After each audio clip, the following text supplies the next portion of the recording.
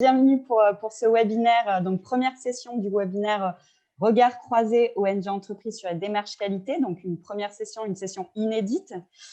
Donc ce webinaire est né d'un constat. Les ONG et les entreprises, a priori, évoluent dans deux mondes différents. A priori, ils n'ont pas tant de lieux et de temps de rencontres sur des thématiques qui pourraient être communes. Et du coup, c'est la question qu'on s'est posée. Y a-t-il pas en fait des thématiques spécifiques pour lesquelles les ONG et les entreprises pourraient partager des réflexions communes ou avoir des échanges de bonnes pratiques? C'est donc cette question que l'on s'est posée, c'est la question auquel on va aussi essayer de répondre aujourd'hui. Donc, nous, au sein de l'incubateur Coexiste, animé par la Cité de la Solidarité Internationale, c'est notre mission de faire ce lien entre ONG et entreprises et de concrétiser la réalisation de projets de co-construction entre les ONG et les entreprises. Et c'est comme ça qu'on est allé à la rencontre de TESAM, qui accompagne les transformations des entreprises, de Coordination Sud, qui est la coordination nationale des ONG françaises de la solidarité internationale, et du MFQ Rhône-Alpes, qui est un réseau d'échange et de promotion, notamment de la qualité, auprès des entreprises notamment. Donc, trois acteurs qui finalement ont différents groupes de travail et qui sont dans une démarche aussi d'ouverture pour intégrer d'autres acteurs dans leur réflexion, des entreprises, des acteurs de la recherche. Et donc, on s'est retrouvé, on a trouvé justement une thématique spécifique, celle de la démarche qualité, pour lesquelles les ONG et les entreprises semblent finalement partager des enjeux, avoir des pratiques qui peut-être sont communes, c'est ce qu'on va essayer de découvrir aujourd'hui. Donc, sans plus attendre, on vous propose sur ce webinaire de découvrir côté ONG et côté entreprise quels sont les enjeux et quelles sont les pratiques des démarches qualité, et de voir finalement s'il y a des ponts qui peuvent se réaliser entre les ONG et les entreprises, entre leurs pratiques sur les démarches qualité. On va réaliser ce webinaire en 3 grands temps, un petit temps rapide sur des points méthodologiques sur le sujet des démarches qualité, en particulier le MADAC et le FQM. Ensuite, pour aller plus dans le concret et l'échange de bonnes pratiques, ce sera le témoignage et une discussion entre 3 acteurs, l'association FERT, l'association AVI et l'entreprise Liguet. Et enfin, on vous proposera en fin de session un échange de questions-réponses assez standard, pour lequel, petit point technique, on vous proposera tout simplement de lever la main, puisque là, vous voyez bien que vos micros sont coupés par défaut. Donc, vous pourrez lever la main et puis ce sera Leslie et Audrey qui sélectionneront, on va dire, autant que possible les participants qui pourront poser leurs questions. Donc, pour les questions, excusez-nous par avance des questions qui ne pourront pas être prises en compte. On essayera au mieux de pouvoir y répondre dans une synthèse qui sera communiquée suite au webinaire. Je n'ai plus qu'à vous souhaiter une bonne session de webinaire à tous et je laisse la main du coup à Leslie et Audrey de Coordination Sud et du MFQ. Merci. Oui. Merci beaucoup, Christelle, pour cette introduction et le rappel des objectifs et du contexte de cette rencontre. Nous vous souhaitons à toutes et tous la bienvenue et nous sommes vraiment ravis que ce sujet vous intéresse. Vous étiez nombreux et nombreuses à vous inscrire, près de 80 personnes. Et nous sommes ravis de vous retrouver en direct pour échanger. Donc, avant de donner la parole à nos intervenantes et notre intervenant, nous allons commencer donc par présenter rapidement les démarches MADAC et EFQM, les démarches qualité évoquées. Donc, pour ce qui est du MADAC, MADAC pour modèle d'autodiagnostic et d'amélioration continue, il s'agit d'une démarche qualité adaptée du modèle d'excellence EFQM version 2010, adaptée donc pour répondre aux spécificités du secteur de la solidarité internationale. Puisque le MADAC a été élaboré conjointement par 2 collectifs partenaires, à savoir le F3E et Coordination Sud, puisque ces 2 collectifs portaient des réflexions sur les questions de qualité. Et cette construction du modèle s'est faite avec les membres respectifs du F3E et de Coordination Sud. Donc, la réflexion avait été lancée en 2009 avec une idée qui sous-tendait ces premières réflexions, qui était d'avoir une démarche de proactivité pour le secteur, à savoir pouvoir définir par les ONG leur propre cadre de travail sur les questions de qualité et qui soit adapté à leurs spécificités, à leur secteur d'activité. Cela partait également d'un constat, après un état des lieux sur les pratiques qualité, dans le secteur de la solidarité internationale, qu'il y avait de nombreuses initiatives, portées par les ONG dans des domaines spécifiques, heu, assez pointus de la qualité, mais qu'a priori, pas de démarche de qualité globale, hein, spécifique aux ONG qui puisse articuler ces différentes dimensions de la qualité. D'où un enjeu fort d'élaborer un cadre commun pour une approche de la qualité pour les ONG françaises de solidarité internationale. Donc il y a eu toute une phase de réflexion, sur les démarches dont on pouvait s'inspirer pour, développer, ce cadre commun.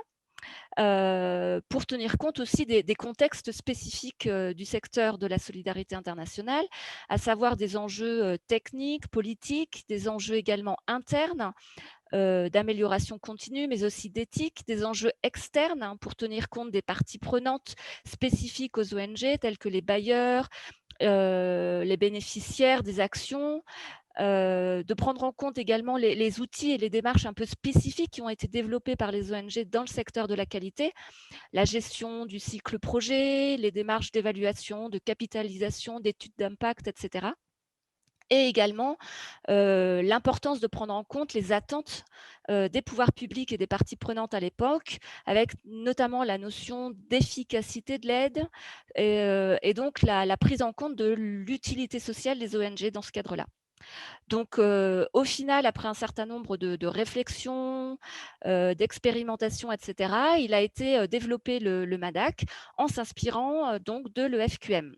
Pourquoi l'EFQM? Puisque, c'était un modèle, pour lequel on s'est notamment inspiré d'autres structures qui avaient également eu cette approche, notamment, des structures belges. Il s'est avéré que l'EFQM répondait aux besoins aux enjeux spécifiques des ONG. Tout d'abord, la possibilité d'analyser différents niveaux d'action et d'enjeux, de prendre en compte des parties prenantes multiples. Également une approche non normative, ce qui était un point très important pour le secteur, avec l'absence de prescription ou de standard, mais plutôt un outil qui permette un questionnement structuré de l'organisation pour favoriser la réflexion, l'appropriation interne. Le FQM permettait également une approche globale de la qualité, en tenant compte des pratiques et des résultats dans une logique d'amélioration continue, de cycle et de progressivité.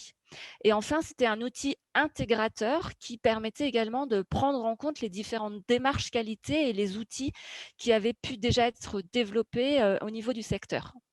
Par ailleurs, le FQM a une forme de souplesse et une forme d'adaptabilité qui était intéressant et également une reconnaissance, ce qui permettait aussi de favoriser des échanges entre organisations associatives ONG, mais également avec d'autres structures, dont notamment, bien sûr, le secteur de l'entreprise.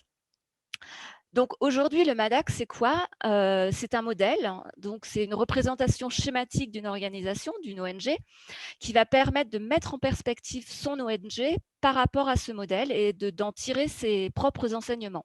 Donc c'est basé sur une démarche d'autodiagnostic, ce qui va permettre de valoriser les points forts de l'ONG et d'identifier les axes d'amélioration pour l'ONG. Voilà, et de définir donc un plan d'action avec une logique de priorisation de ces actions.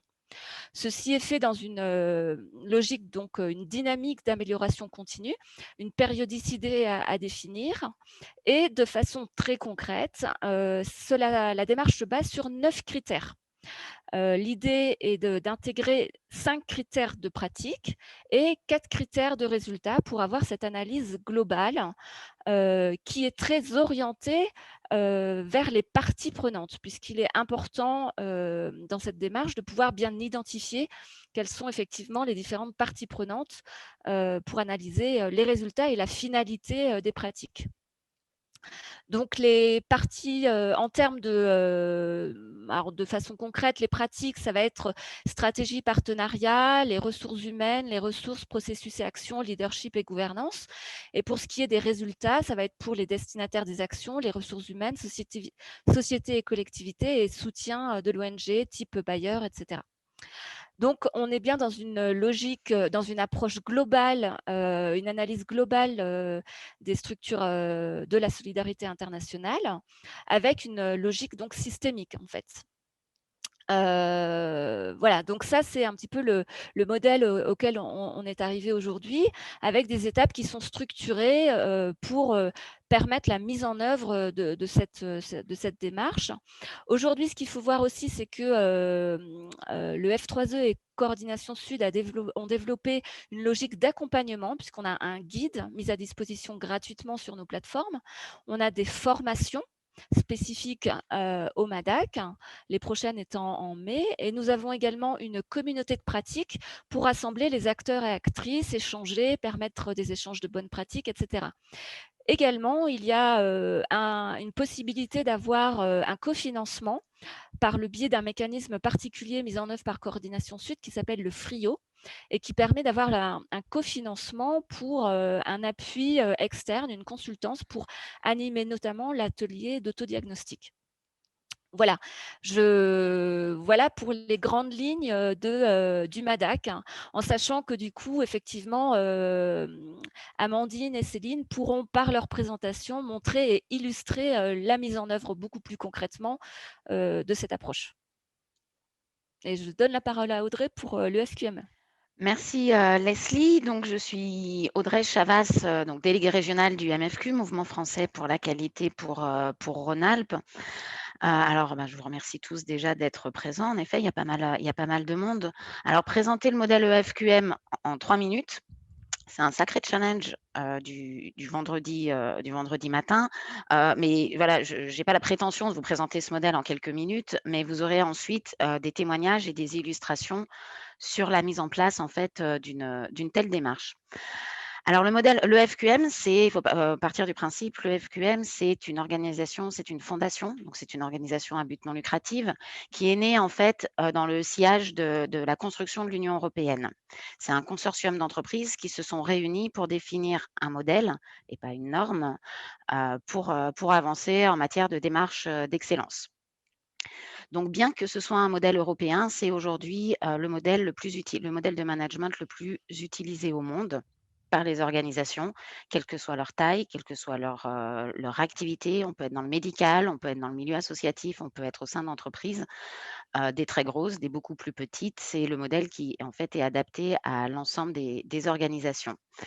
Ce modèle, qu'est-ce qu'il va vous permettre? Il va permettre, en fait, à votre organisation de comprendre. Alors, excusez-moi, je vois les images pardon, je ne devrais pas regarder le chat en même temps. Ce modèle va permettre à votre organisation de comprendre les relations de cause à effet entre les actions que vous engagez et les résultats qu'obtient votre structure.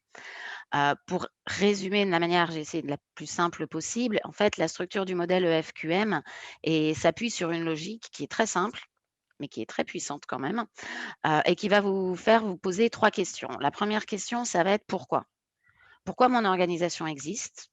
Quelle est sa raison d'être? Pourquoi choisir cette stratégie? Et c'est ce que dans le modèle EFQM, on va appeler la partie orientation. Ensuite, la deuxième question que vous allez vous poser, c'est pourquoi mon organisation existe? Pardon, comment entendez-vous mettre en œuvre cette raison d'être justement et cette stratégie? C'est ce que dans le FQM, on va appeler les opérations.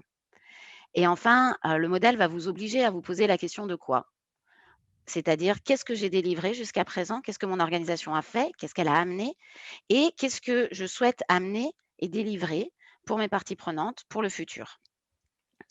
Alors, au cœur de cette logique, en fait, se trouve un fil rouge qui va relier d'un côté la raison d'être et la stratégie de votre organisation, avec la manière dont elle va agir pour créer une valeur durable pour ses parties prenantes et délivrer des résultats remarquables. Quand je parle de résultats remarquables, c'est bien sûr, il y a des aspects de résultats financiers, mais c'est aussi les résultats environnementaux, sociétaux de votre organisation. Alors, j'en profite parce que je ne vais pas rentrer dans tout le détail du modèle, mais je vais quand même le dire, c'est un modèle, vous en avez un accès gratuit pour ceux qui seront intéressés pour voir un petit peu ce qu'il y a dedans. C'est un modèle qui a été revisité en 2019 et vous pouvez le trouver, vous tapez modèle EFQM gratuit AFNOR et vous avez une version un peu allégée, mais qui vous permet en fait de comprendre un peu les outils Et l'ensemble, alors Leslie en parlait un petit peu, le MADAC est sur ce modèle EFQM, donc vous allez retrouver ces notions de critères, de sous-critères, évidemment. Je le disais en introduction, le FQM, c'est le modèle le plus utilisé au monde et de ce fait-là, c'est un véritable outil de benchmark pour les organisations parce que le FQM va vous permettre de vous comparer aux autres. Et quand je dis comparer aux autres, c'est vous comparer aux meilleurs. L'idée quand on est dans une démarche EFQM, c'est pas d'être dans la moyenne sur chacun des critères ou des sous-critères. Votre objectif, c'est pas d'être dans la moyenne de tout, c'est d'être le meilleur. Et le FQM vous permet d'organiser ce benchmark d'une manière remarquable, quel que soit votre pays, quel que soit votre secteur, et vous permettre évidemment derrière de vous améliorer. L'idée, c'est je me compare avec le meilleur et je vais mettre en place les actions qu'il faut, si ça va dans le sens de ma raison d'être et de ma stratégie, pour être encore meilleur que le meilleur. Voilà, c'est un peu l'idée de ce modèle-là.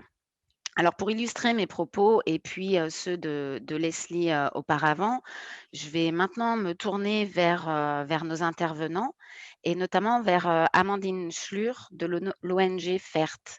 Je vous laisserai, Amandine, vous présenter et présenter votre structure et ensuite nous expliquer ce qui vous a poussé à aller vers une démarche MADAC, parce que vous êtes allé vers une démarche MADAC. Quels étaient pour vous les enjeux, quelles étaient les motivations pour votre structure d'aller dans cette démarche? Merci beaucoup Audrey. Je ne sais pas si vous me voyez et si Oui. vous avez accès aux présentations. Oui, c'est parfait. Donc, je m'appelle Amandine Schlur, je travaille pour l'association FERT depuis maintenant 10 ans. Et donc, rapidement pour vous présenter, l'association FERT est une association donc, qui a été créée dans les années 80 à l'initiative de dirigeants professionnels agricoles français, donc agriculteurs, et principalement des agriculteurs céréaliers, ce qui fait que nous avons une origine et un lien très fort aujourd'hui avec le monde de l'entreprise, puisque nous sommes rattachés finalement à un ensemble d'organisations du secteur céréalier français, et notamment Unigrain pour ceux qui connaissent. Donc, notre association travaille dans le secteur du développement agricole. Nous mettons en œuvre des projets de développement agricole dans différents pays. Je vous ai mis la carte ici pour pouvoir localiser. Nous avons un budget d'environ 4,5 millions d'euros annuels qui trouve ses origines 50% de fonds privés, donc à la fois des fondations et des fonds propres, et puis 50% de fonds publics, donc issus de bailleurs publics, comme l'Agence française de développement ou l'Union européenne, par exemple. FERT est une équipe donc, composée de 10 salariés au siège, 5 salariés expatriés, et par contre 148 salariés locaux, donc une forte présence dans les pays dans lesquels nous travaillons, en particulier en Afrique subsaharienne, donc Madagascar, Burkina Faso et Côte d'Ivoire, où là nous avons des équipes locales qui mettent en œuvre des activités au service des agriculteurs. Donc notre action consiste en fait à accompagner des organisations professionnelles agricoles, OPA dans mes slides, des organisations professionnelles donc, qui sont soit à l'échelle nationale, régionale, voire locale. Et donc aujourd'hui, on estime qu'on accompagne environ 70 000 familles dans les différents pays où l'on travaille. Notre mission donc, consiste en fait à promouvoir la formation des agriculteurs et les accompagner dans leur organisation afin qu'ils puissent mettre en œuvre différents services pour mieux maîtriser leur production et mieux s'intégrer dans l'économie agroalimentaire. Si vous pouvez passer à la slide suivante. Voilà, juste un peu pour vous donner un aperçu de ce que représentent nos activités. Aujourd'hui, on travaille sur différents secteurs d'activité en lien avec l'agriculteur. Et donc, c'est essentiellement aujourd'hui des fonctions techniques, de conseil agricole et de formation agricole, mais on accompagne aussi nos partenaires sur le développement de fonctions économiques pour l'approvisionnement en intrants ou la commercialisation de leurs produits. On travaille aussi beaucoup sur les aspects de formation, insertion professionnelle des jeunes futurs agriculteurs. Et puis, on fait un appui organisationnel et stratégique et des appuis aux fonctions syndicales. Voilà globalement pour une présentation de FERT. N'hésitez pas si vous avez d'autres questions par la suite à les poser.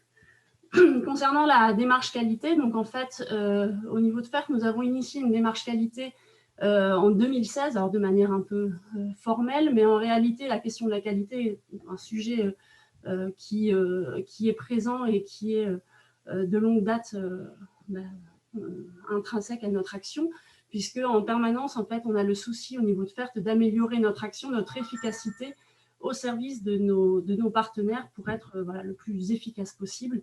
Donc, de manière continue, on a toujours eu le souci d'avoir une action de qualité. Et en fait, un deuxième point qui a peut-être poussé davantage à aller vers une démarche telle que le MADAC, c'est que le secteur global de la solidarité internationale s'est professionnalisé. Notre direction participait depuis maintenant peut-être une quinzaine d'années à des réseaux, donc notamment Coordination Sud ou le F3E en tant qu'administrateur. Et donc, on a vu évoluer, on a participé à toute la démarche de naissance du MADAC, donc comme le décrivait Leslie tout à l'heure. Et pour nous, il était important de participer à ça, avec une culture croissante aussi de l'évaluation, qui est liée aussi aux exigences de transparence et de redevabilité vis-à-vis des bailleurs de fonds. Donc, participant à tout ce réseau d'acteurs, il nous a semblé aussi important de chercher aussi à montrer notre professionnalisme. Et puis, comme l'a dit aussi Leslie tout à l'heure, pour nous, s'engager dans une démarche qualité était l'occasion d'avoir, de structurer davantage l'ensemble des initiatives ponctuelles qu'on avait. On a notamment une habitude d'évaluation de nos actions pour chaque pays, par exemple. Là, l'idée, c'était d'avoir une approche plus globale de notre fonctionnement en tant qu'association, de notre gouvernance, de notre stratégie, de nos ressources humaines, d'avoir finalement quelque chose qui nous permette d'améliorer en continu notre organisation et pas uniquement nos actions. Donc en 2016, on s'est lancé dans la démarche MADAC, donc parce qu'on s'est dit que c'était un outil qui avait été conçu et adapté par les acteurs de la solidarité internationale et que c'était pour nous l'occasion d'expérimenter une méthode qui nous semblait souple et progressive. Ce n'était pas trop engageant, ça nous permettait de tester et d'apprendre en faisant aussi. Comme l'a dit aussi Leslie tout à l'heure, c'était quelque chose qui n'était pas normatif et ça nous convenait assez bien. Ça convenait aussi, c'était en accord avec notre vision de l'amélioration continue, c'est-à-dire avoir finalement un cadre suffisamment souple pour pouvoir finalement s'approprier des améliorations et chercher au mieux à identifier des pistes d'amélioration et non pas chercher à se contraindre dans une référence ou dans des normes. Voilà un peu pourquoi on s'est orienté vers le MADAC à notre niveau. Merci beaucoup. Je vais me tourner maintenant vers Céline Weyman de l'ONG AFDI. Donc, ça va être un peu c'est le même exercice qu'Amandine. Après, vous êtes présenté et présentez votre structure. Si vous pouviez nous expliquer pourquoi vous avez choisi le modèle EFQM et quelles étaient vos motivations et vos objectifs. Je suis Céline Weyman, je suis responsable du pôle qualité à AFDI. J'essaie de récupérer. Voilà, donc AFDI, c'est une association d'associations de 11 AFDI régionales et qui a été fondée en 1975 par les organisations professionnelles agricoles françaises, la MSA, la FNSEA, le Crédit Agricole, voilà, ce genre d'organisations professionnelles.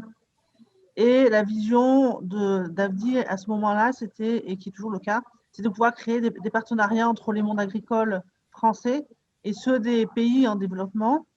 Et actuellement, on est en lien, en partenariat avec une soixantaine d'organisations paysannes dans 17 pays, principalement au sud, au sud, je veux dire, principalement en Afrique, et aussi Madagascar. On a un petit peu en Haïti, un petit peu au Cambodge.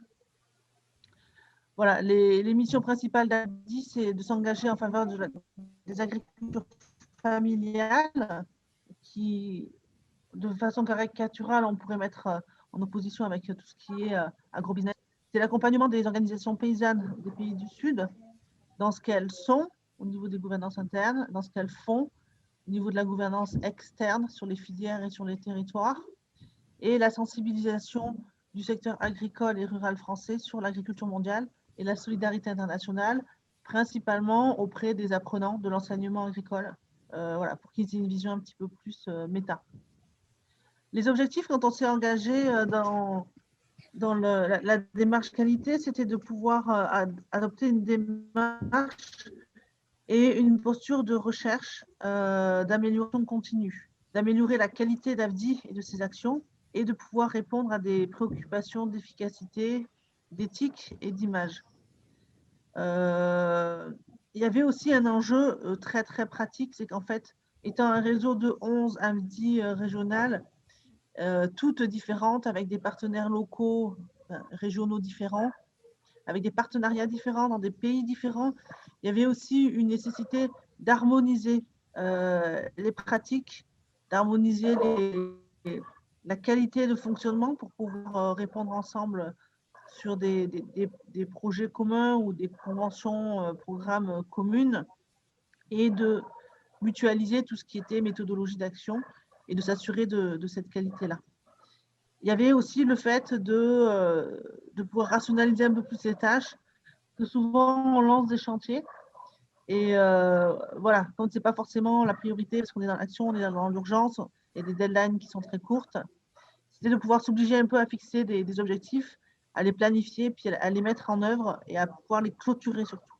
Pour dire, voilà, cette action, elle est faite. C'est comme ça qu'on a pu mettre en place la charte éthique d'AFDI qui nous sert de règlement intérieur. C'est comme ça qu'on a pu mettre un certain nombre d'actions, soit de fonctionnement de réseau, soit de pratiques par rapport aux organisations paysannes qu'on accompagne. Très bien, merci, merci beaucoup. Du coup, on a bien entendu quand même, hein, même s'il y a un peu de bruit derrière, mais dans l'ensemble, je pense qu'on a bien entendu vos messages. On va passer maintenant du côté entreprise et je vais laisser la parole à Henri Niguet, président de la société Niguet et également président du MFQ Rhône-Alpes. Donc, l'idée, hein, c'est comme pour les deux intervenants précédents, après t'être présenté, puis présenter l'entreprise, expliquer quel a été pour toi, pour ton entreprise, les enjeux en matière de démarche qualité, quels étaient les objectifs et pourquoi, voilà, avec une histoire sur les démarches qualité, pourquoi ensuite être allé également sur le modèle EFQM. Donc la société Niguet est une société familiale que je dirige. Donc moi je suis Henri Niguet, je suis président et directeur technique de la société que je dirige avec mon frère Yves Niguet qui est directeur général et directeur commercial. L'entreprise a été créée en 1855 en tant que féculerie, puis glucoserie en 1910 et s'est reconvertie dans le caramel dans les années 1973. C'est bon, vous voyez bien oui. les écrans et est-ce que vous voyez ma main qui… On voit tout. Oui, on voit bien, Henri. C'est bon. Oui. Voilà, donc on s'est reconverti dans le caramel dans les années 73. On a appris le métier du caramel qui était nouveau pour nous et on s'est développé avec le contrôle qualité d'abord, puis l'assurance qualité, l'innovation, la recherche, et ce qui nous a amené à passer en gros d'un tonnage de 3000 tonnes de caramel par an à maintenant pratiquement 70 000 tonnes. Nous avons un chiffre d'affaires 2020, le bilan n'est pas clos bien sûr, mais de 77 millions d'euros avec 67% à l'export. Nous avons 2 sites de production, 450 références de caramel et des emballages qui vont de la dosette de quelques grammes à la citerne vrac de 28 tonnes. 290 collaborateurs sur les 2 sites maintenant. 2 sites, donc un à Feur dans le département de la Loire, c'est historique puisque la féculerie, le caramel a été développé sur le site de la féculerie et de la glucoserie, et un autre site à Nesle dans les Hauts-de-France à côté d'une glucoserie, Tereos, qui nous fournit le glucose directement par tuyauterie, qui nous fournit de l'eau, de la vapeur et qui traite nos effluents. Donc, ce n'est pas de l'économie circulaire, mais ça ressemble un peu puisque c'est de la synergie industrielle. Nos valeurs, c'est la passion, la tradition, l'innovation, l'exigence et l'éthique. Voilà un petit peu les produits dans lesquels vont nos caramels, donc les boissons gazeuses brunes, des colas qui doivent leur couleur brune au caramel colorant brun E150D. C'est un caramel qui est très poussé et qui est utilisé à faible dose pour apporter de la couleur. Sans ce caramel, les colas, ça serait plutôt de la limonade, ça serait complètement incolore. Mais il y a plein d'autres familles de caramels, comme des caramels aromatiques, des caramels spécialités, caramel au lait, à la crème, au beurre salé. La grande mode actuelle, c'est les caramels au beurre salé, donc utilisation dans des glaces. Là, les flancs, produits laitiers, crème dessert, chocolat avec des fourrages caramel, les bières, les alcools, les biscuits, les soupes, les sauces et le pet food pour l'appétence pour les animaux. Nous avons 4 grandes formes, liquide, fourrage, pâteux, poudre et éclat. Et voilà, j'ai une diapo que je présente souvent qui est là pour présenter un peu notre démarche de qualité et démarche de développement durable, puisqu'on a démarré avec la qualité dans les années 92 avec l'obtention de l'ISO 9002 en 95. En 98, on est passé à l'ISO 9001 pour inclure la conception et la recherche-développement dans notre système qualité, puis l'environnement avec l'ISO 14001, plus récemment l'énergie en complément du management de l'environnement, l'ISO 50001 avec l'énergie, sécurité des aliments, sécurité des personnes avec OHS 18001 qui va devenir l'ISO 45001, gestion des risques avec différentes normes qui sont très intéressantes, différentes normes AFNOR qui sont très intéressantes. Il y a notamment des nouvelles normes sur la cybersécurité. Vous savez qu'en cette période de crise Covid, le risque cybersécurité s'est amplifié malheureusement. Qualité au laboratoire avec la norme ISO 17025. Responsabilité sociétale, bien entendu, avec la norme ISO 26000.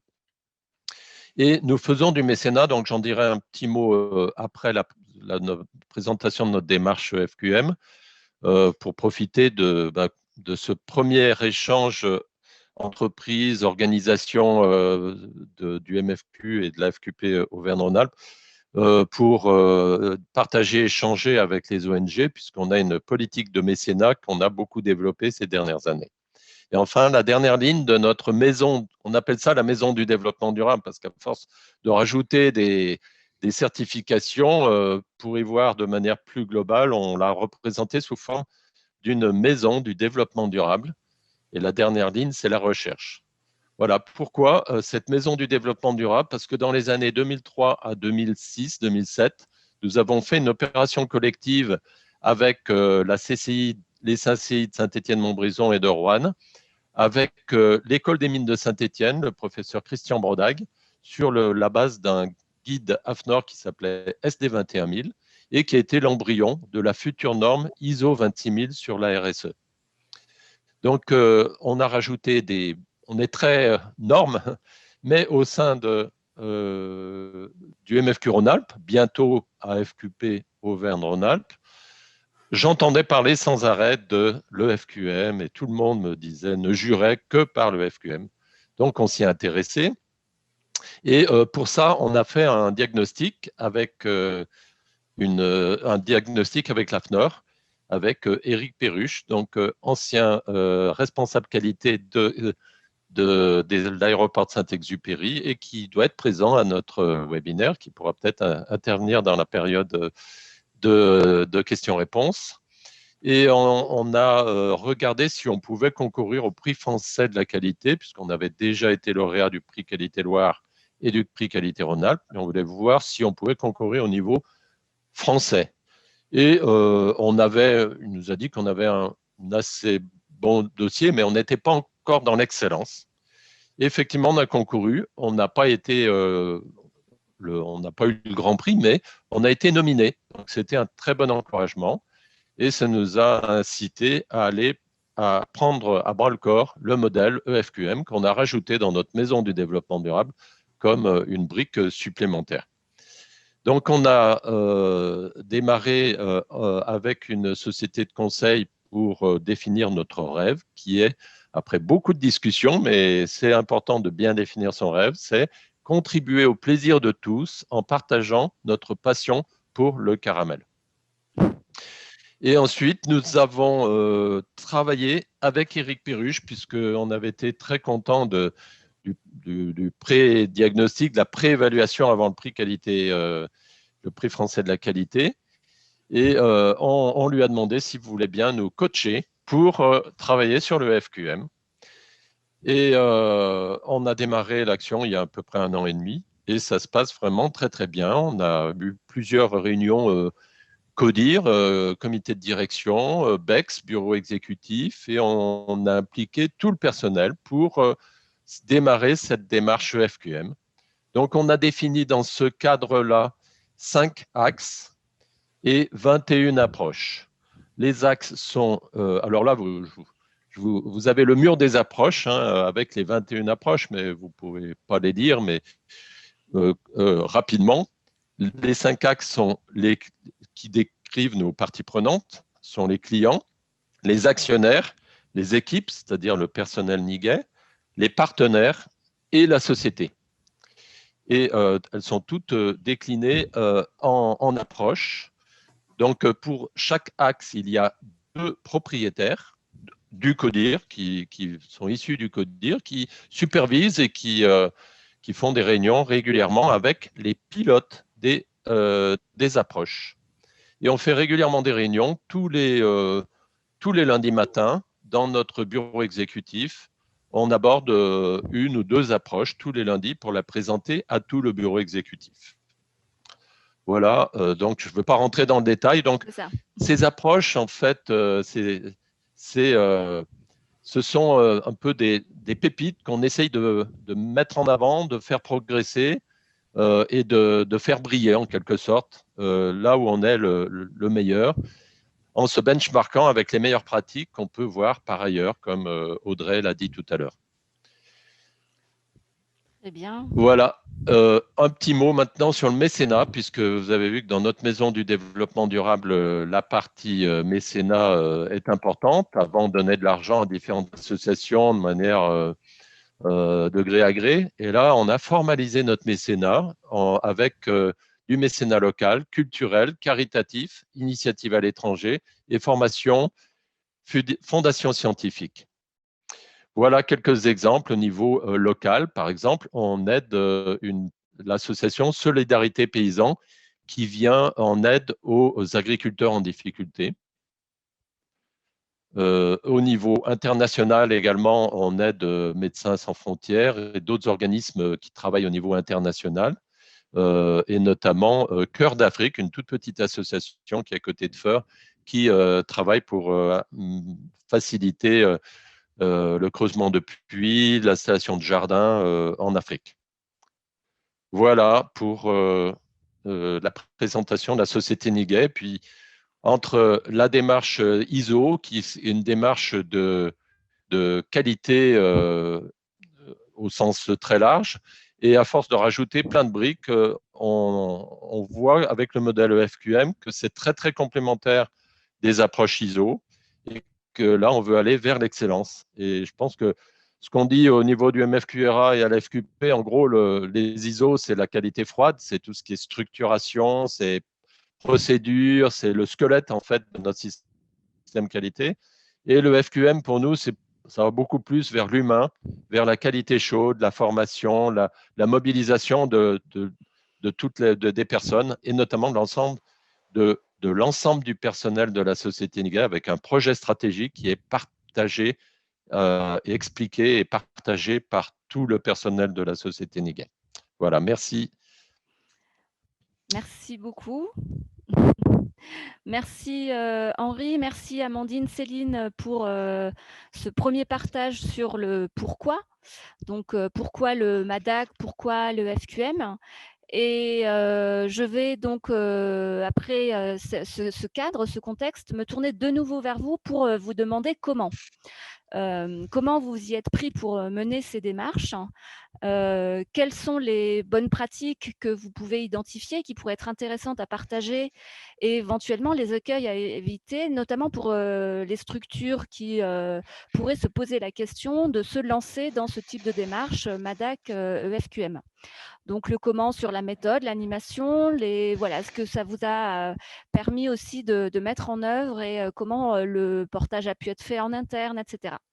Voilà, donc je vous redonne la parole et je redonne la parole à Amandine pour expliquer cette approche plus du comment pour le MADAC. Très bien, merci Leslie. Donc, je vais essayer de vous expliquer rapidement un peu comment nous avons fonctionné. Donc, ce que je vous disais tout à l'heure, hein, à notre niveau, l'idée, c'était de démarrer quelque chose, de démarrer une démarche qualité un peu plus structurée avec le MADAC et donc d'expérimenter ça avec quelques facteurs à considérer. C'est que donc, nous sommes une petite équipe, en tout cas au siège, et une partie de notre équipe qui est expatriée. Dans le cadre de cette démarche, au départ, nous n'avons pas associé nos collègues salariés locaux dans les pays. On a préféré déjà tester ça à notre échelle. Et donc, du coup, on a fait quelques choix méthodologiques puisque voilà, la MADAC nous donnait un cadre global d'action, mais derrière, on a pu faire des adaptations sur comment mettre en œuvre cette démarche qualité. Donc, à notre niveau, pour FERT, on a souhaité maîtriser le pilotage global de la démarche en interne pour avoir la souplesse de pouvoir l'adapter au fil de l'eau et de pouvoir voilà, l'apprécier et apprendre en faisant. Donc, ça a impliqué en fait une formation qui a été proposée par Coordination Sud et le F3E pour donc, une formation de 3 jours pour mieux comprendre comment fonctionner, comment animer cette démarche qualité. Donc, moi-même, je me suis formée en 2016, je crois. Et puis ensuite, ça a été voilà, plusieurs étapes. Donc, notre souhait a été de ne pas être trop ambitieux pour réussir à mener ces différentes étapes. Donc, voilà, je vous laisse dérouler l'ensemble, hein, ça sera aussi simple. En 2016, j'ai été formée, puis ensuite, la démarche a été discutée au sein de notre conseil d'administration, validée. Et ça, je pense que c'est un point très important, c'est que ça a été une démarche qui a été portée, initiée et voulue aussi par à la fois la direction et le conseil d'administration. Ce qui permet aussi de légitimer l'action et d'impliquer tout le monde derrière, voilà, d'avoir plus de poids pour mettre en œuvre cette démarche-là. Nous avons fait un travail d'autodiagnostic, donc physique avec les équipes du siège et avec un questionnaire en ligne dans la mobilisation des outils collaboratifs en ligne pour pouvoir intégrer quand même nos collègues expatriés dans le partage de cet autodiagnostic. Donc, l'autodiagnostic nous a permis derrière d'identifier un certain nombre de thématiques sur lesquelles nous souhaiterions nous améliorer. Donc, ce qu'on appelle voilà, les thématiques clés, les points d'amélioration. Donc, on a priorisé ça donc aussi par l'utilisation des outils collaboratifs. On a fait un travail de vote en ligne où du coup tous les collègues se sont impliqués à voter sur les thématiques qui leur semblaient prioritaires, parce que derrière les 13 thématiques identifiées, vous comprenez que pour une équipe de 10 personnes, il était compliqué de tout faire. Donc, on a choisi de réduire à 3 thématiques. Et donc, le vote en ligne a permis de voir quel sujet les personnes étaient considérées le plus important et en tout cas étaient prêtes aussi à s'investir.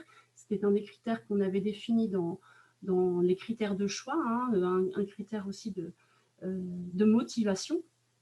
Et donc, à la suite de ça, on a constitué des groupes de travail, donc sur la base du volontariat, où finalement tout le monde s'est rendu compte, enfin tout le monde s'est inscrit à un groupe de travail, donc sur les 3 sujets travaillés. Donc après, de juillet 2017 à décembre 2018, j'ai appelé ça le cœur de la démarche, c'est vraiment après l'autodiagnostic, la mise en œuvre réelle de chantiers d'amélioration continue en mode collaboratif, géré en mode projet en interne à FERT. Et donc là, les équipes ont travaillé de manière relativement autonome dans la proposition d'actions concrètes qu'on a appelées les fameux quick wins, donc des actions concrètes utiles et rapides à mettre en marche et qui permettaient voilà, de constater au bout d'1 an et demi un résultat concret à observer. Donc les groupes ont travaillé en autonomie et moi j'assurais un backup pour voir si les choses fonctionnaient bien. Et nous avions aussi un comité de pilotage qui s'est mis en place et qui a validé aussi à la fois au démarrage une fiche action proposée par chaque groupe, puis ensuite les produits issus des travaux des groupes. Voilà, donc ça a été un cycle, ce qu'on peut dire un cycle complet qu'on a renouvelé en 2018 avec un nouvel autodiagnostic que cette fois-ci nous avons pu faire 100% en présentiel, profitant d'un séminaire interne où toutes nos équipes étaient réunies en France. Et donc voilà, là on a refait la même chose, c'est-à-dire un autodiagnostic complet avec un panorama à 360 degrés de comprendre ce qu'est notre organisation et des points d'amélioration. et l'identification de nouveaux chantiers et la mise en place de groupes de travail et voilà, dans la même logique. Donc, je vous ai mis quelques exemples de chantiers sur lesquels nous allons travailler. Il y a eu un chantier, donc un groupe qui a travaillé sur l'amélioration de nos pratiques en termes de gestion des contrats de partenariat. Nous sommes partenaires avec des organisations de producteurs dans les pays où nous travaillons, mais nous avions voilà, des pratiques un peu différentes d'un pays à l'autre. Et donc là, on a harmonisé en mettant en place un modèle type de contrat de partenariat avec nos organisations partenaires. On a travaillé aussi sur un guide pratique pour la réalisation des évaluations de projets dans les pays, comment les faire pour qu'elles soient au maximum utiles. Et puis actuellement, on a un groupe là qui travaille encore sur la mise en place d'un espace de travail collaboratif en ligne pour faciliter le travail collectif, collaboratif sur Internet. Voilà quelques points que je pouvais vous partager quant à la démarche mise en œuvre au niveau de FERT. Donc, peut-être ce que je peux dire, c'est que vous voyez, le calendrier est un peu décousu. On a adapté, c'est-à-dire on ne s'est pas enfermé dans des temporalités figées, mais on s'est adapté aussi à la vie de l'association, à ces événements, à la disponibilité, aux priorités à un moment donné.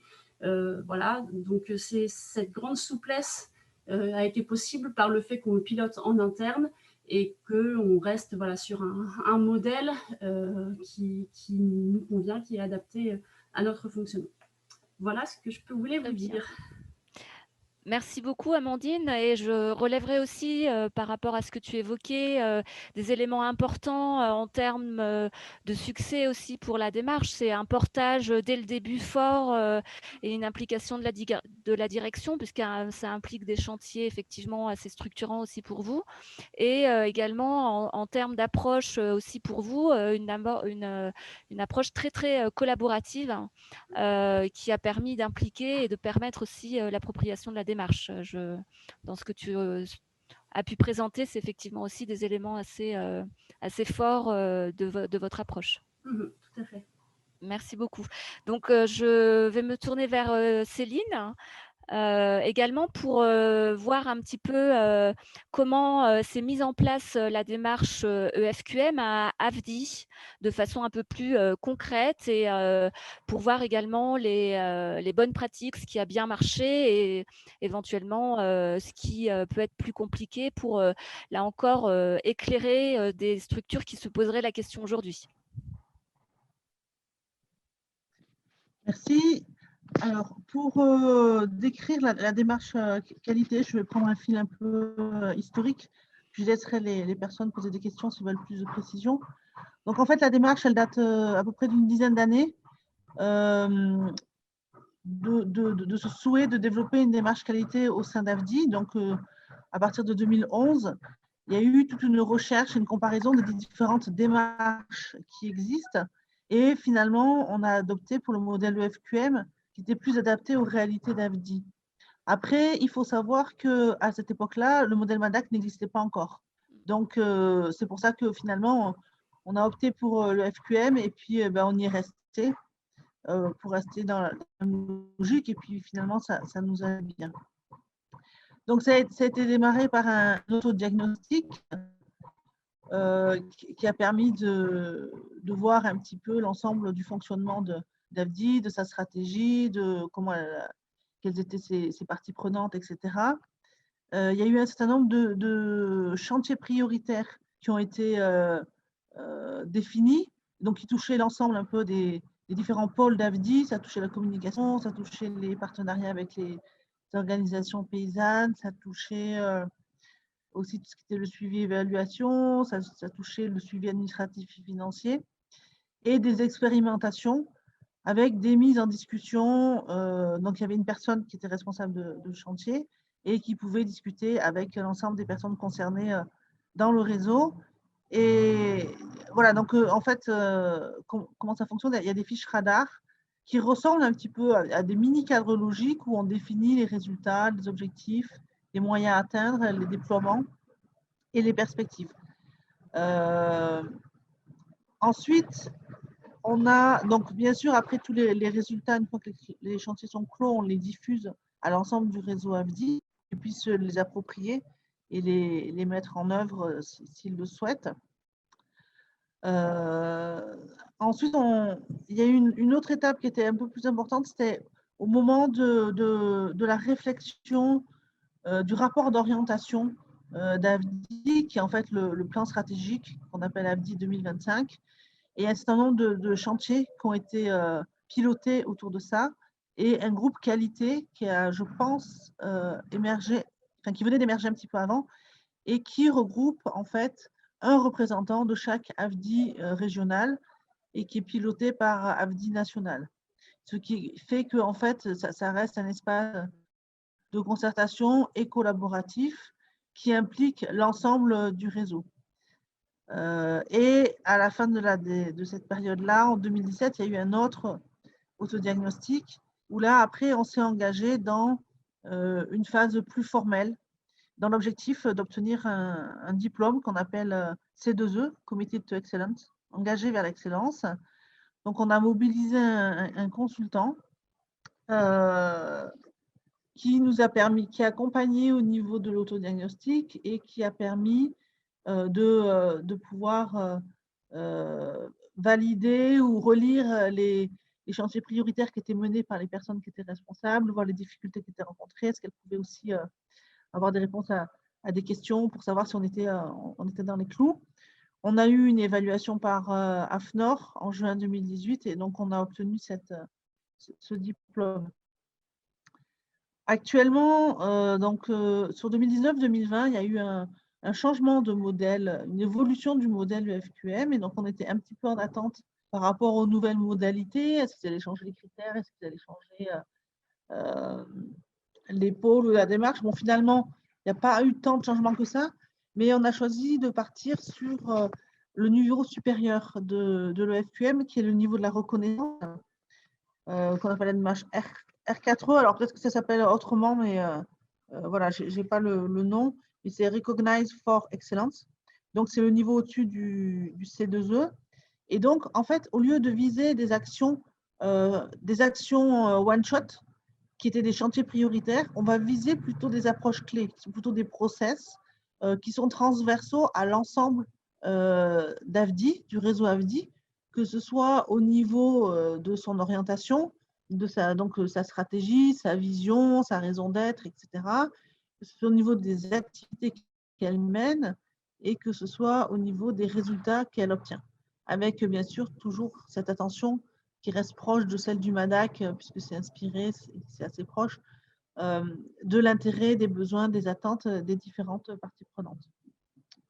Donc pour ça, on a contractualisé avec un consultant pour nous accompagner et pour faire un appui sur à la fois la sensibilisation et la mobilisation de l'ensemble du réseau dans la démarche, notamment les instances dirigeantes, et de pouvoir accompagner aussi avec une plateforme en ligne la mise en fiche radar des approches clés et de voir pareil si on est dans les clous ou pas.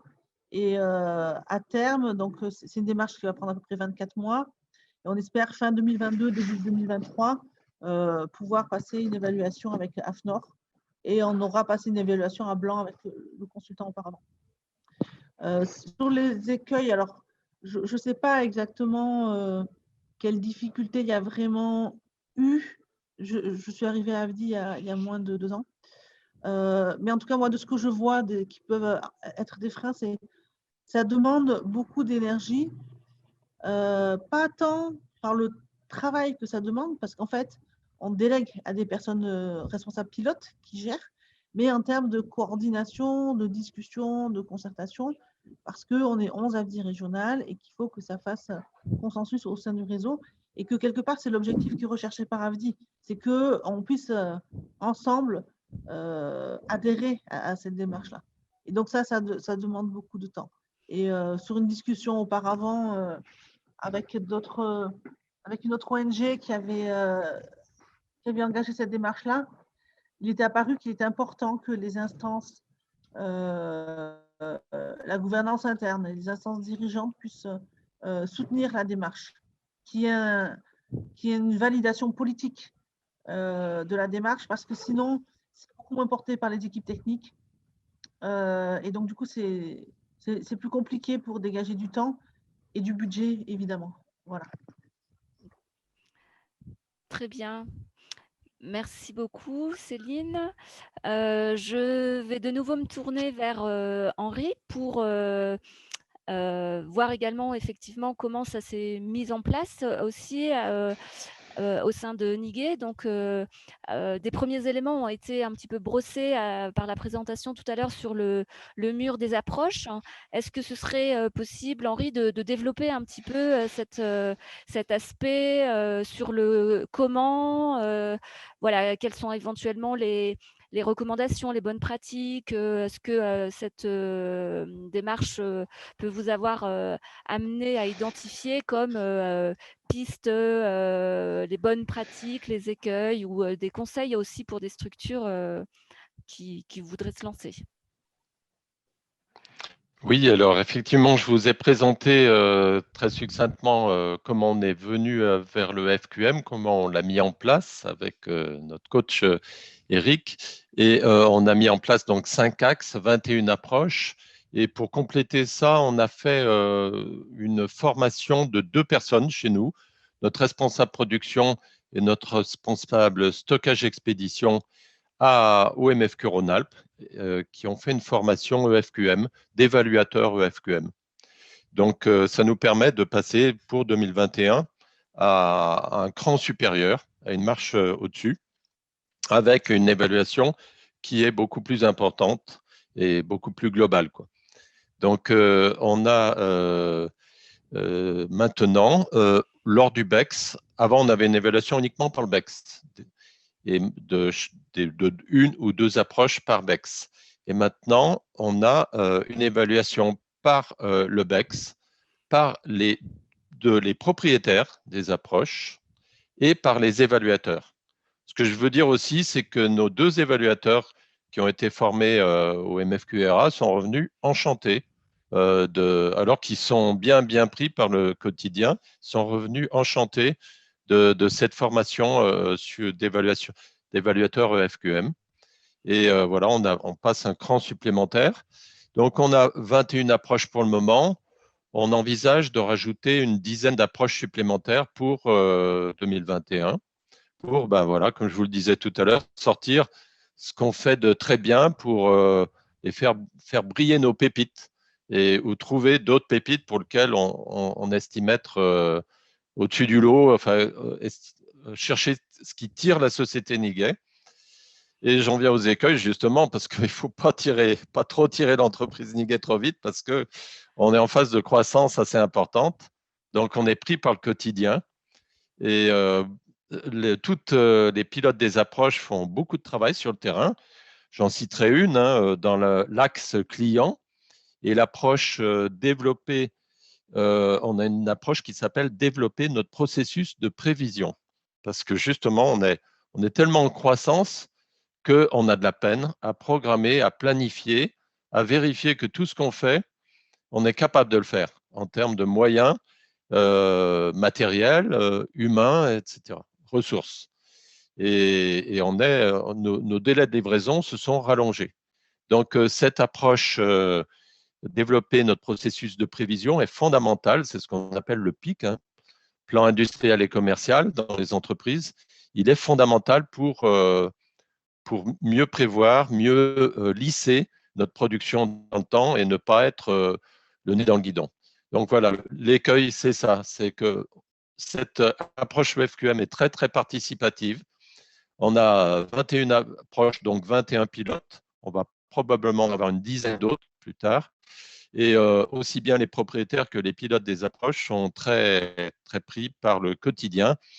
Et alors que toute cette démarche EFQM qui mobilise beaucoup de monde et qui s'étend sur plusieurs autres approches, mobilise beaucoup de monde, beaucoup de ressources. Donc, c'est voilà, avoir une compatibilité entre le recul nécessaire pour bien piloter les approches et le travail au quotidien.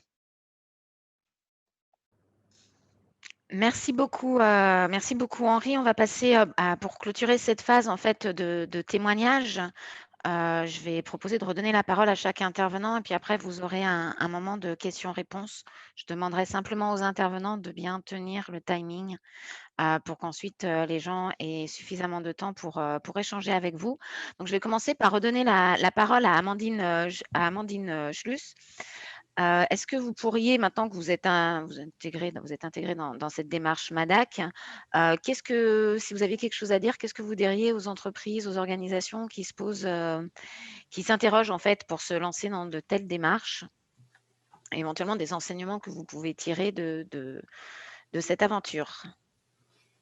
Oui, alors j'ai un petit peu parlé tout à l'heure et Leslie le résumé. Nous, un des enseignements, ce qui nous paraît important, c'est que la démarche soit voulue et validée à la base par la direction et notre conseil d'administration pour pouvoir ensuite être largement impliquante pour l'ensemble des équipes techniques. Ensuite, nous, un conseil, enfin, en tout cas un enseignement qu'on tire de notre expérience, c'est de pouvoir réaliser un autodiagnostic qui implique le maximum de personnes. Donc, sous réserve en effet qu'on ne soit pas une trop grosse structure, mais à notre niveau, en tout cas, on a pu le faire avec l'ensemble des personnes parce que ce temps d'autodiagnostic a été vraiment apprécié pour être une parenthèse voilà, dans le quotidien de travail, dans une routine de travail, pour prendre un peu de hauteur et de distance et partager finalement un regard commun sur notre organisation. Voilà, on s'était rendu compte que pendant l'autodiagnostic, finalement, voilà, on remettait à plat toute la richesse de notre organisation et ce temps-là avait été vraiment apprécié.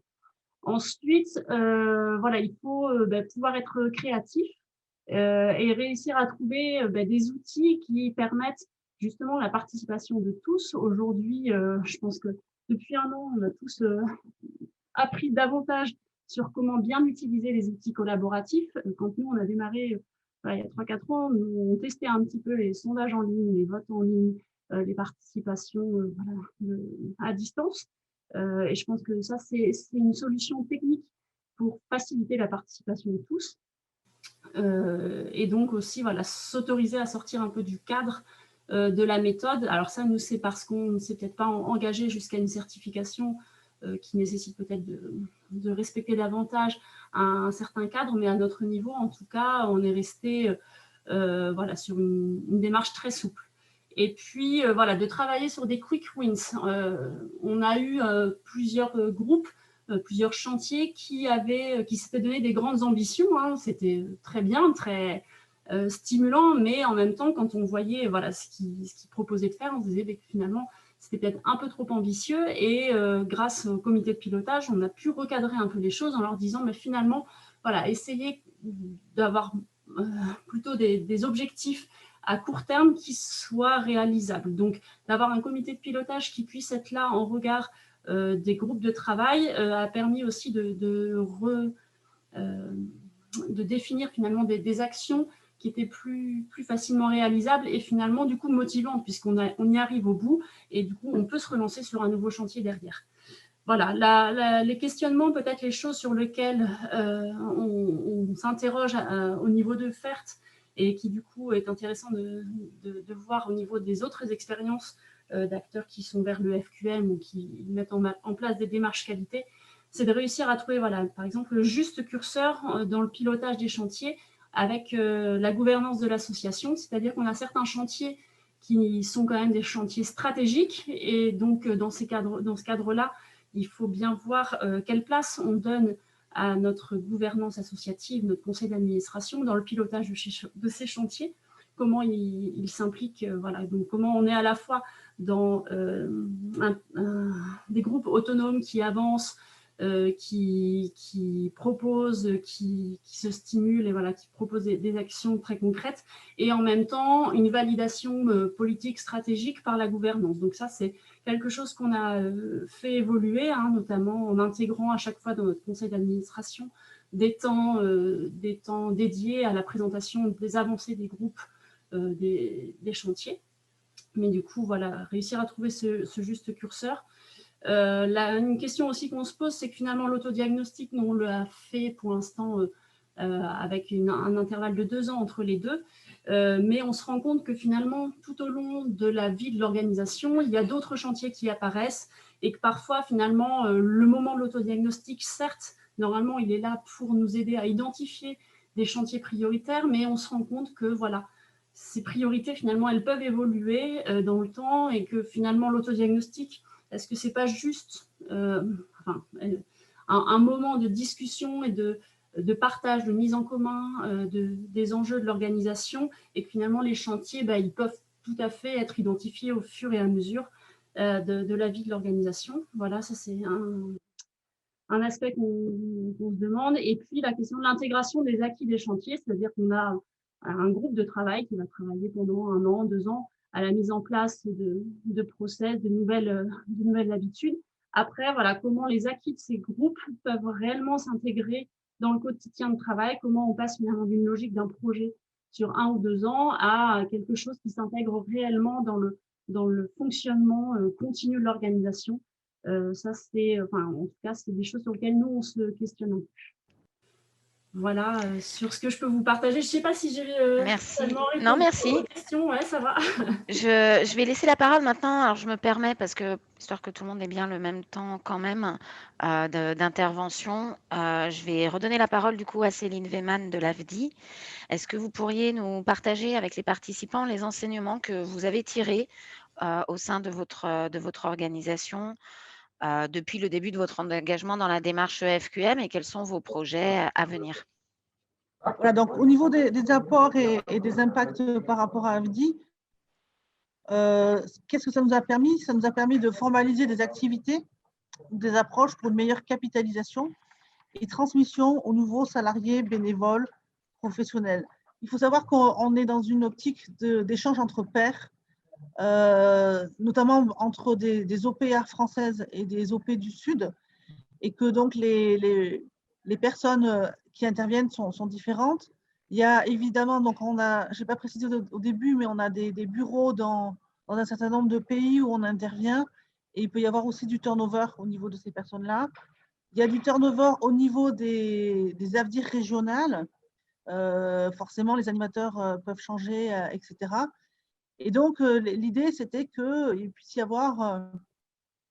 je ne dirais pas que c'est un manuel de procédure, mais en tout cas, sur la démarche R4E, qui est beaucoup plus holistique, beaucoup plus sur les transversalités par approche clé, et comme il y a une certaine méthode, malgré tout, ça reste plutôt, je dirais, une approche qualité sur des procédures. Voilà, je ne dirais pas que c'est des manuels de procédure, mais ça reste un guide pour la qualité des différentes procédures en main d'œuvre. Ensuite, pour nous, ça nous a permis de s'inscrire dans la dynamique actuelle du développement des marques. Voilà, on est quand même dans nos pays, dans un renforcement de tout ce qui est certification, traçabilité, etc. Et ça nous permet de s'inscrire là-dessus. D'autant plus que ça paraît aussi au niveau des producteurs français qui sont amenés à faire toujours plus de qualité, toujours plus de traçabilité. Et donc, ça correspond bien aussi à leurs préoccupations. C'est des préoccupations qui rejoignent aussi des organisations paysannes qui sont dans soit des productions par exemple de soja bio pour l'export sur des coopératives françaises qui font de la volaille bio et qui ont besoin d'intrants de qualité, soit ça peut être aussi des certifications, ça peut être équitable ou ça peut être par rapport à un territoire. Et il y a aussi un enjeu de renforcer son image et sa réputation auprès des partenaires financiers. Alors, faut pas rêver, je veux pas décourager tous les gens qui sont enfin, je parle au moins pour les ONG, ça ne permet pas de lever des nouveaux partenaires financiers, mais en tout cas, ça peut donner une garantie sur la qualité du travail, mais ça ne suffit pas. Ça suppose qu'il y ait une bonne relation, ça suppose qu'il y ait une présentation des activités de la stratégie qui matche bien avec la stratégie du partenaire financier. Voilà. Mais en tout cas, je pense que si ça ne permet pas une augmentation des subventions, je pense que ça permet d'éviter une baisse de ces dernières quand c'est dans des renouvellements de partenariats techniques ou financiers. Voilà. Merci beaucoup. Pour finir, je vais me tourner vers Henri, de nouveau vers Henri Niguet. Henri, quels enseignements tu pourrais partager avec les participants sur la démarche que tu as démarrée sur le FQM?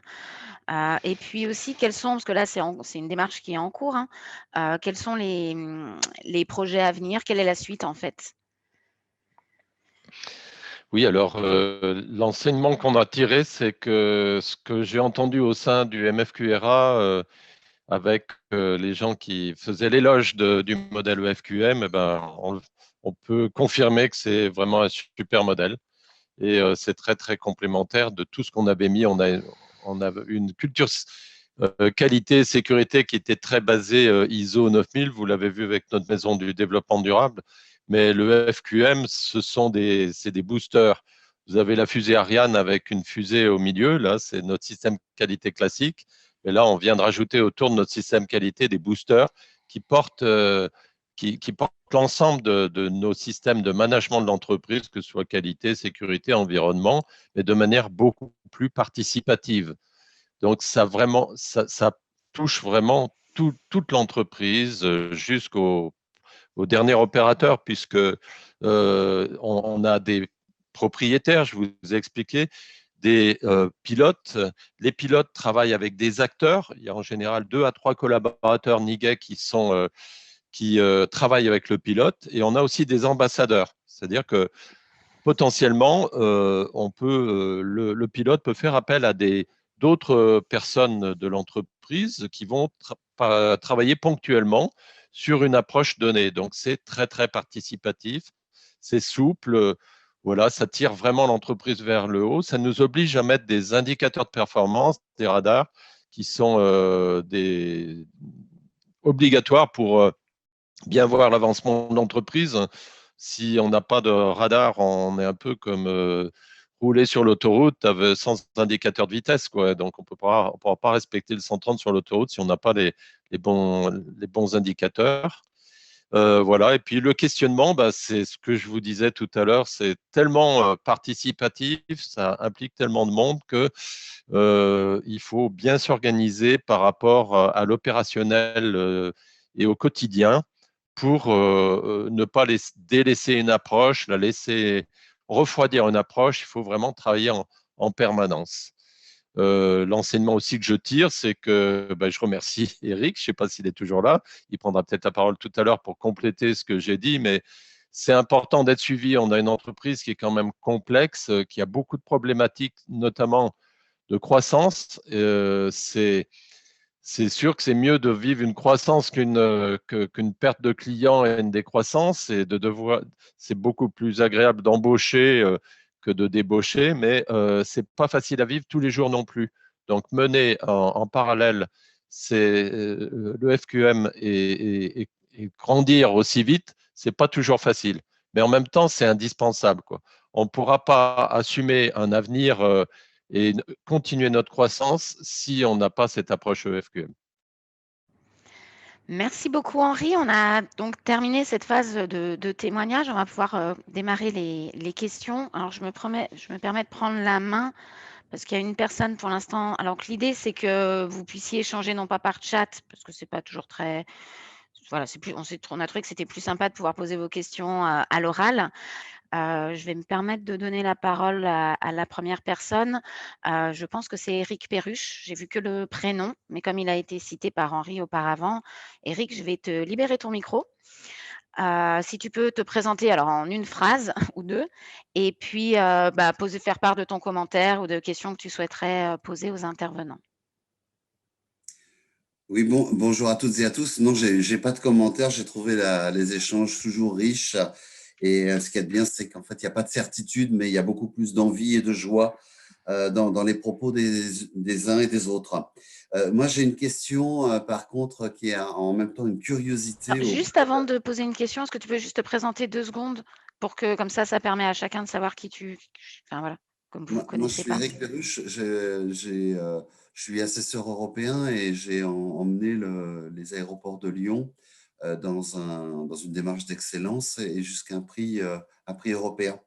Voilà pour ce sujet, succinctement. Voilà, merci. Mais j'ai une vraie question parce que je n'ai pas l'habitude de fréquenter les ONG et donc j'ai une question qui s'adresse à leurs représentantes. En quoi le FQM vous aide ou pas à contribuer aux 17 objectifs du développement durable des Nations Unies et le mesurez-vous et qu'est-ce que vous mesurez? Voilà. Oui, alors globalement, dans la mesure où ça permet d'améliorer nos opérations, nous, on est dans du renforcement de capacité des organisations paysannes sur la qualité au niveau qui est production. Donc, par rapport à, je ne les ai pas en tête, hein, mais la lutte contre le changement climatique, la lutte contre l'insécurité alimentaire, la lutte contre la pauvreté, la promotion de l'égalité genre au niveau de la gouvernance interne des OP. Qu'est-ce qu'il y a d'autre aussi comme objectif de développement durable? Je ne les ai pas en tête, je ne les ai pas sous les yeux. Les dynamiques de partenariat aussi. Pardon? Les dynamiques de partenariat, qui est un des... Les partenariats, l'un des derniers objectifs de mémoire qui parle effectivement d'une gouvernance aussi, de dynamique, d'échange entre niveaux organisations. Ça peut aussi être intégré dans ce cadre-là, peut-être. En tout cas, ce qui est sûr, c'est qu'effectivement, on participe. L'objet social et les missions de AFDI participent à 7 objectifs du développement durable. Et donc, dans la mesure où la démarche qualité EFQM s'applique à l'ensemble des opérations et des résultats et des parties prenantes et du réseau d'AFDI, ça permet, à mon sens, d'améliorer en continu les 6 ou 7 objectifs de développement durable qui sont inscrits dans nos actions. J'espère que j'ai un peu répondu à votre question. Oui, oui, vous avez presque répondu, mais je la reformule. Le mesurez-vous? Excusez-moi, mais on peut demander peut-être à Amandine. Alors, non, mais je vais juste faire une réponse très rapide. De quelle mesure on parle? Il y a plusieurs choses. On peut mesurer des effets, on peut mesurer des résultats d'activité et on peut mesurer des impacts. On peut mesurer des effets par des enquêtes de perception, donc c'est ce qu'on fait au niveau qualitatif. On le mesure par des indicateurs au niveau quantitatif. On peut mesurer aussi les indicateurs de résultats par les chiffres qui nous sont communiqués par nos OP partenaires. En revanche, pour tout ce qui est impact, ça demande trop de pouvoir étudier l'impact. C'est-à-dire que quand vous avez une action, par exemple, sur une filière lait, sur la commercialisation de lait dans une région, ça veut dire qu'on est capable d'évaluer l'activité des femmes au niveau de la transformation, au niveau des producteurs, au niveau de l'activité des coopératives, au niveau de l'impact économique sur l'ensemble des autres secteurs agroalimentaires, au niveau de l'économie de la région, au niveau politique par rapport à leurs relations avec leur environnement, aux autorités locales, etc. Les études d'impact, ça coûte très, très cher et ça prend au moins 10 ans. Donc là, on n'est pas là-dessus. Voilà. Eh bien, merci beaucoup pour la réponse. Amandine, vous vouliez peut-être intervenir aussi?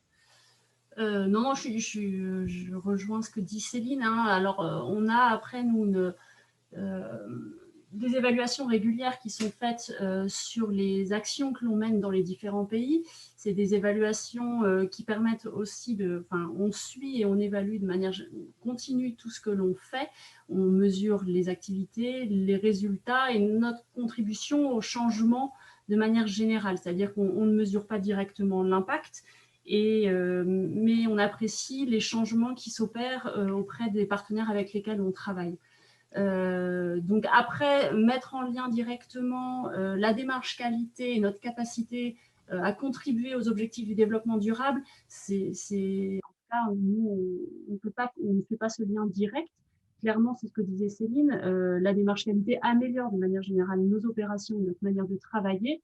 Et ensuite, nous, on observe ce qui évolue, les changements auprès de nos partenaires. l'augmentation. Donc, en termes, par exemple, si on regarde des indicateurs, nous, on regarde si les périodes de soudure des familles se réduisent, si les marges brutes des productions augmentent au fil des années, si les rendements augmentent au fil des années. Voilà, c'est des indicateurs très précis. Si les femmes sont plus représentées dans les instances des organisations de producteurs, c'est des choses qu'on regarde, on observe et on voit si nous, on y a contribué. Et si on y a contribué, indirectement, certainement, notre démarche qualité a permis cette meilleure contribution. Voilà ce que je peux dire. Je ne sais pas si on répond à la question. Merci. Alors, merci beaucoup. Je vois qu'il n'y a pas d'autres questions à l'oral. Je vais me permettre, si ça te va, Leslie, du coup, de passer peut-être Je vois qu'il est presque 12h30. Si personne d'autre n'a levé la main, donc je vais me permettre de passer maintenant la main à une personne en fait qu'on fait intervenir, donc Charlène Pic. Pourquoi dans notre programme d'aujourd'hui, au MFQ, dans le programme de tous nos événements, on a décidé d'intégrer depuis un peu plus d'un an les nouvelles générations dans nos événements et notamment avoir le regard de ces nouvelles générations. Donc pour nous, les nouvelles générations, c'est soit des personnes qui sont étudiantes, des étudiants dans des écoles partenaires ou de tout jeunes diplômés. Et c'est le cas de Charlène qui a intégré le MFQ en tant qu'étudiante et qui aujourd'hui est en entreprise et qui a accepté de réagir à chaud en 5 minutes en tant que nouvelle génération sur ce que tu viens d'entendre, Charlène. Je te laisse te présenter et faire part de la petite conclusion. Exactement. Merci beaucoup, Audrey. Et tout d'abord, merci à tous les organisateurs de ce webinaire et merci à tous les intervenants de leurs échanges très riches. Donc voilà, je m'appelle Charlène Manière-Pic, je suis responsable qualité industrielle depuis 1 an. Donc voilà, jeune diplômée. Et c'est avec grand plaisir que je vais juste conclure à chaud sur tout ce que j'ai entendu. Il y a eu plein de choses qui ont été dites. Donc je vais essayer d'être synthétique et de donner juste l'essentiel de ce que j'ai relevé. Donc voilà, merci à Amandine Schur, merci à Céline Weyman et merci à Henri Niguet pour leur partage. Donc c'est vrai que je suis plus du côté entreprise et donc qualité entreprise. Et moi, ce qui m'a interpellée, c'est de voir ces ONG qui partent vers des démarches qualité, parce qu'il y a des nouveaux enjeux qui se créent et des volontés, peut-être des pressions, voilà, des fonds qui les financent, de les voir un peu plus s'améliorer. Donc je trouve ça très beau de voir ces ONG qui vont vers des démarches, parce que c'est pas forcément répandu, comparé à l'entreprise Niguet, par exemple, qui a des démarches qualité depuis très longtemps.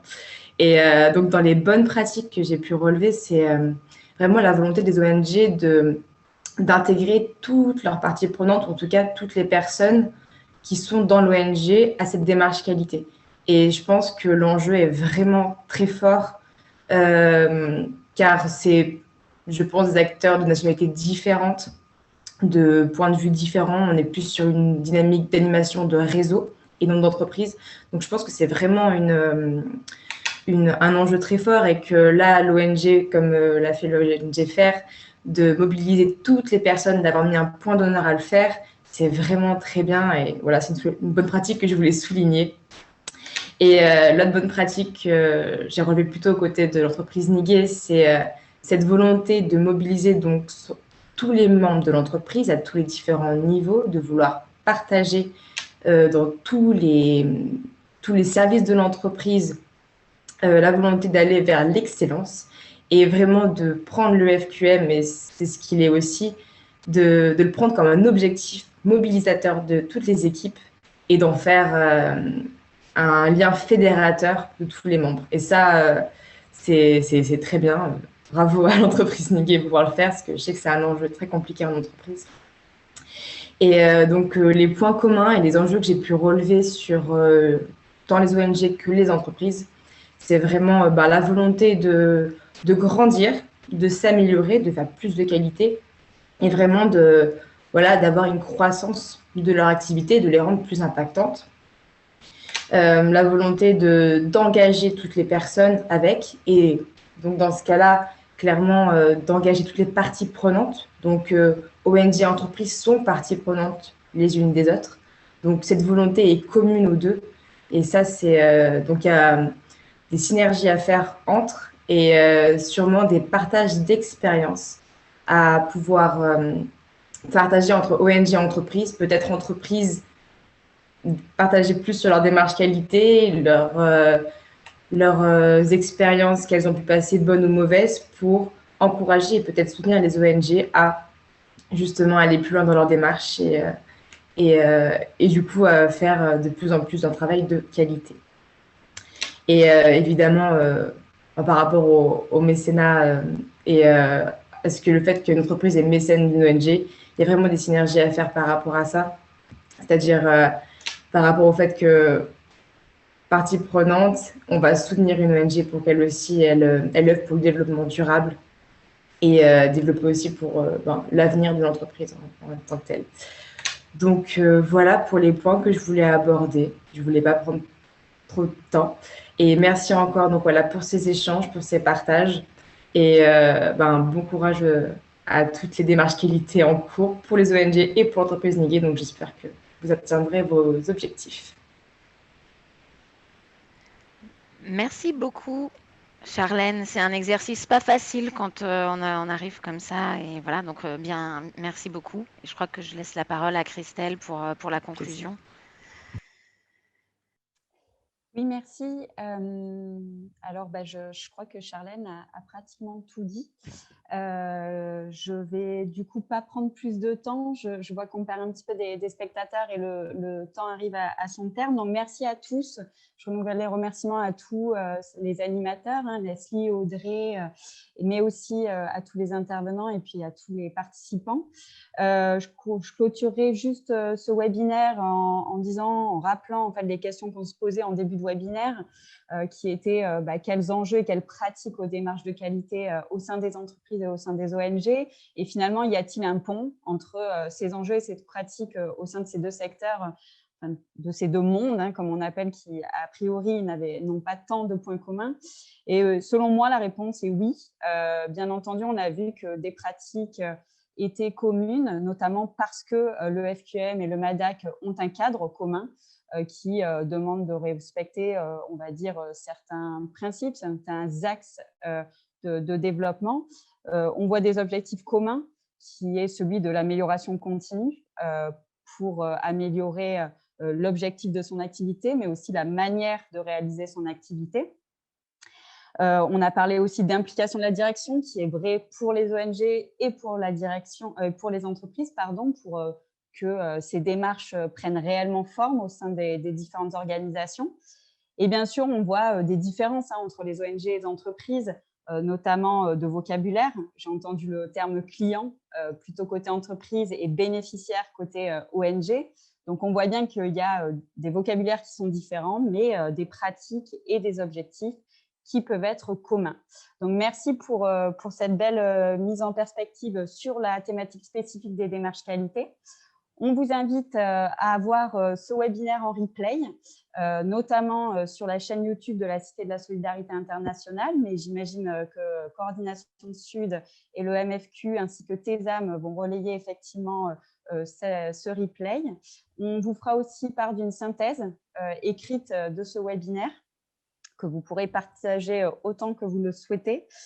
Et enfin, on vous invite à nous faire part d'autres sujets sur lesquels on pourrait, une fois de plus, se rencontrer des ONG et des entreprises sur leurs enjeux et leurs pratiques. Alors, j'ai déjà entendu parler de responsabilité sociétale des entreprises ou de mécénat.